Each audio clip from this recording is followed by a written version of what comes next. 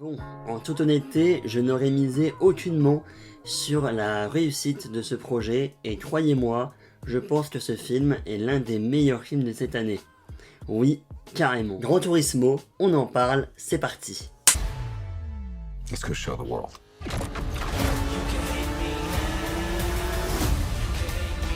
Jan Mardenborough, un adolescent adepte de Gran Turismo, va concrétiser son rêve. Grâce à ses talents de gamer, il va participer à la GT Academy et pouvoir avoir une chance de devenir un véritable pilote de course. Ce film est donc sorti le 9 août dernier, effectivement je suis en retard mais les vacances du mois d'août obligent. J'ai dû donc rattraper les films que j'avais manqués là en rentrant de vacances et donc Gran Turismo est tombé ce 1er septembre seulement, donc me voilà enfin avec une critique de ce film. Le film est réalisé par Neil Blomkamp, retenez le nom du réalisateur parce que honnêtement on va revenir dessus. Le point fort du film, pour moi l'un des points forts du moins, c'est vraiment sa réalisation qui est vraiment au top. La licence Gran Turismo est donc une licence de jeux vidéo à succès pour PlayStation, oui, un nouveau film pour PlayStation Studio. On a d'ailleurs au début de ce film une nouvelle fois l'introduction pour dire que ce film est une PlayStation production, n'est-ce pas, après le fameux Uncharted sorti en 2022 avec Tom Holland, un film que personnellement j'avais quand même bien apprécié, surtout pour les références et pour, on va dire, l'immersion. Voilà, on reconnaissait Uncharted et ça faisait plutôt plaisir. Tom Holland était d'ailleurs convaincant dans le rôle, mais effectivement, par rapport à ce Gran Turismo, Uncharted est bien en dessous quand même. Par contre, effectivement, il y aura d'autres projets autour du PlayStation Production. Alors, par rapport aux séries en général, on a eu The Last of Us cette année, donc chez HBO. On a également une série God of War de prévue du côté de Prime Video, mais également une série Horizon, prévue cette fois-ci chez Netflix. Un film, je crois, Ghost of Tsushima serait également en préparation, j'avais lu ça. Bref, dans tous les cas, PlayStation aimerait se lancer dans le cinéma.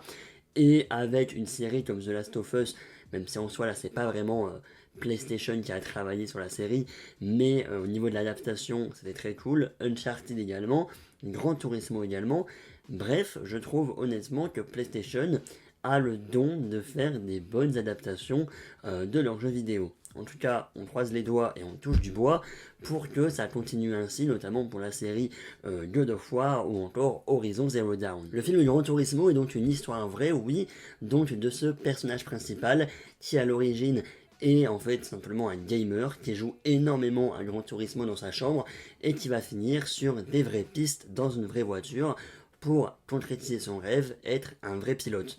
Voilà, c'est une histoire vraie et j'ai trouvé ça vraiment intéressant parce que je ne connaissais pas l'histoire déjà de base.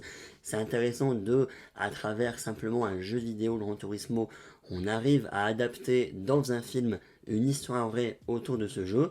Ça en tout cas c'est cool et ça permet également de nous, spectateurs, être immergés dans le scénario, avoir des moments même touchants, etc. par rapport à sa famille. On va vraiment essayer de travailler tout ça un petit peu également le côté romance qui était honnêtement pas si utile que ça au film. Au niveau de la direction artistique et de la réalisation, oui on y vient, c'est franchement très réussi et c'est un peu mon point fort, vraiment le point fort que je vais ressortir du film, c'est vraiment sa réalisation. Notamment, oui au niveau de la photographie, au niveau des lumières, au niveau des beaux plans, on a vraiment quelque chose de très travaillé, très appliqué, et ça fait vraiment plaisir. On a notamment les mouvements de caméra également, voilà, donc des mouvements de caméra sur drone pendant les courses, voilà, qui va, pour nous, encore une fois, spectateurs, avoir le sentiment d'être immergé dans la course et d'être avec les participants de la course, les voir, voilà, le drone, donc la caméra est sur le drone et ça permet de suivre les voitures, etc. Franchement, oui, on a également des zooms au niveau des voitures de sport, on a des zooms au niveau donc des tenues, des zooms au niveau des roues également.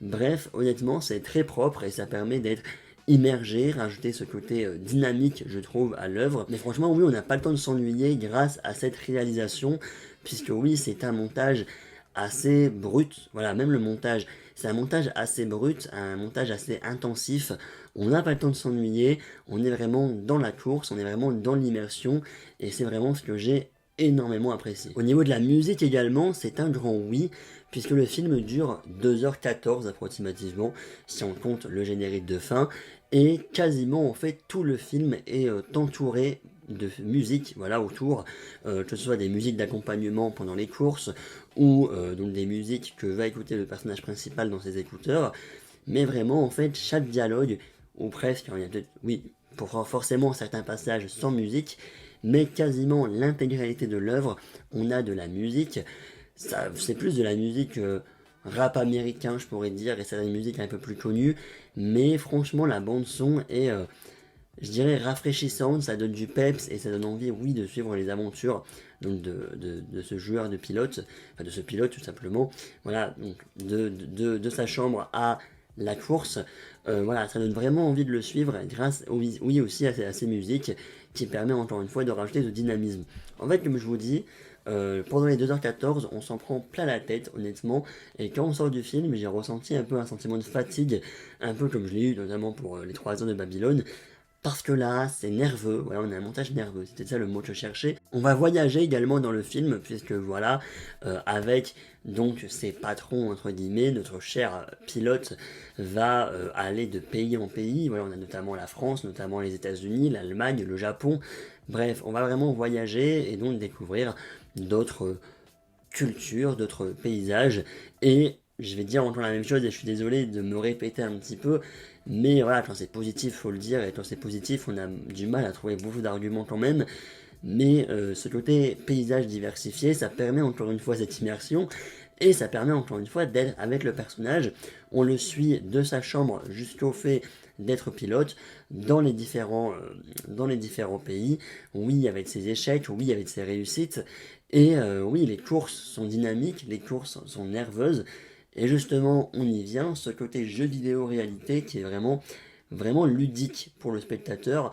On n'a pas le temps de s'ennuyer encore une fois, mais le fait, oui, dans la vraie course, faire croire qu'on est dans le jeu vidéo, c'est-à-dire pour nous spectateurs, avoir les pointillés de la trajectoire, c'est intéressant à voir. Également avoir au-dessus de sa voiture, pour reconnaître la voiture évidemment, avoir au-dessus de sa voiture le numéro donc, de la position, également nous préciser à quel tour on est dans la course, etc. Créer par exemple le 6e tour, 4e, avec également des petits bruits, des petits bruitages qui sont en fait les bruitages du jeu Gran Turismo. Bref, il y a oui des références, peut-être forcément moins de références que dans Uncharted par exemple.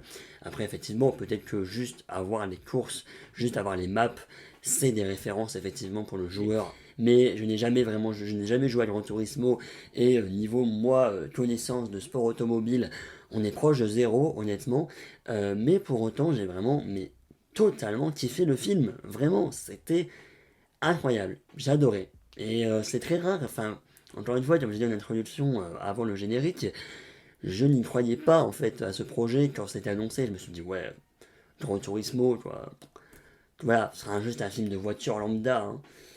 Et ben ça m'a donné envie de jouer à Gran Turismo, ça m'a donné envie d'aller aux 24 heures du Mans, et ça m'a donné envie de regarder Cars aussi.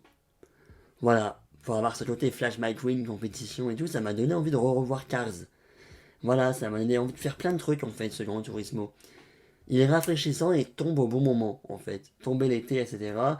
D'ailleurs, au niveau box-office, je sais pas s'il a bien fonctionné ou pas, mais en tout cas, si vous l'avez pas vu, mais foncez. En fait, foncez, je pense que vous allez apprécier. Donc oui, ce côté jeu vidéo et réalité, c'est vraiment pour le spectateur être ludique. Voilà, avoir donc la position de la voiture sur la course, savoir qu'il est 5e, 4e, etc. Ok, ça nous permet de nous situer un petit peu dans la course, les pointillés également de la trajectoire sur la piste. Bref, il y a pas mal de choses comme ça qui font que on a d'un côté ce côté, oui, jeu vidéo, donc comme au début du film, on le voit jouer de sa manette tout simplement devant sa télé, et son volant donc, et en même temps, quand on est sur la piste, on a également ces petits éléments du jeu vidéo qui vont revenir, ce qui permet d'avoir, oui, des références, pour rappeler quand même qu'on est dans Gran Turismo et pas dans un film de voiture lambda, et en plus, ça permet un côté ludique pour nous spectateurs se reconnaître, pour savoir laquelle des deux voitures blanches c'est celle du personnage principal, etc. Pour vraiment nous situer en fait dans ces courses qui sont encore une fois dynamiques grâce à cette réalisation et grâce à ces mouvements de caméra très brusques, très rapides, très nerveuses. Franchement, j'ai mal à la tête alors que c'était même pas en 4D. Ces éléments de jeu vidéo vont donc rajouter, oui, du changement dans la réalisation habituelle donc pendant le reste du film, mais en même temps ça permet donc d'avoir du dynamisme. Pas le temps de s'ennuyer parce qu'il y a toujours de la nouveauté, il y a toujours du rafraîchissement au niveau de la réalisation du film. Et ouais, franchement, je pense que c'est le gros point, c'est vraiment la musique, enfin la réalisation et la musique, plus des personnages attachants, notamment oui, bon j'ai vu le film en VF, mais David Harbour, au niveau du personnage et tout, c'est très cool, on a oui ce contraste entre David Harbour, le personnage de David Harbour, donc qui est vraiment là, pas vraiment au début, mais à la fin, qui est vraiment là pour ses joueurs finalement, même au fur et à mesure du film, alors que le personnage de Orlando Bloom, donc Legolas dans Seigneur des Anneaux, lui il est vraiment là pour trouver le meilleur pilote, mais pour le marketing, voilà, parce que on a également un côté du film très je dirais pas politique, mais très média, oui, savoir donc trouver le pilote donc qui gagnera à la GTA Academy, mais le pilote qui va réussir à répondre aux interviews, le pilote qui va ne pas avoir peur non plus des moqueries, etc., des caméras braquées sur lui, on va dire. On a vraiment là, ce côté familial, ce côté célébrité finalement qui va commencer à arriver au fur et à mesure, plus les courses qui vont s'enchaîner. Franchement, très bonne adaptation. Décidément, les adaptations en ce moment, c'est vraiment assez bien réussi. Hein. Ouais. Pour conclure, le film Gran Turismo peut sembler, effectivement, pour certains, comme une publicité pour PlayStation de pouvoir vendre des jeux Gran Turismo.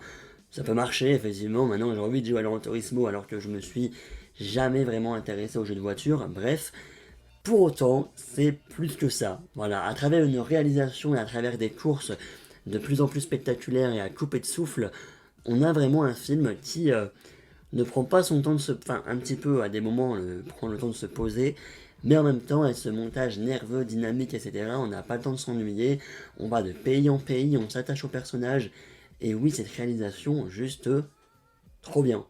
Voilà. Entre les mouvements de drone et les petits éléments de jeux vidéo insérés par-ci par-là, oui, pour moi, je ne m'attendais à rien, mais Gran Turismo est l'un de mes films de l'année, je pense.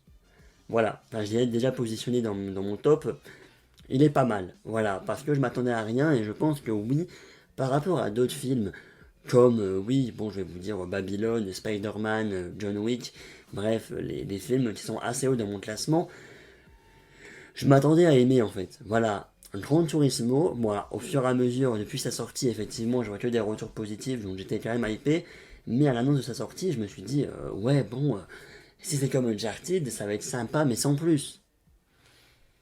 Qu'est-ce que je n'ai pas dit? En fait, j'ai l'impression qu'ils ont vraiment glow up au niveau de la réalisation par rapport à d'autres projets de PlayStation Studio. Et franchement, c'est un grand oui. Voilà, c'était Pépita. Bref, merci à tous donc d'avoir suivi cette vidéo. J'espère qu'elle vous aura plu. N'hésitez pas à me dire en commentaire votre avis sur le film Gran Turismo, si vous l'avez vu, si vous l'avez apprécié. Et on se retrouve donc très prochainement, vous l'avez compris, pour la critique de cette série. Ne me demandez pas pourquoi je l'ai imprimé, mais c'est normal. Vous comprendrez tout ça en fin d'année potentiellement. Bref, on se retrouvera donc très prochainement pour cette série. En critique, et croyez-moi, j'ai très hâte de filmer cette critique. Vraiment, j'ai le smile déjà, ça va être très cool. Bref, merci à tous, à la prochaine, salut, peace.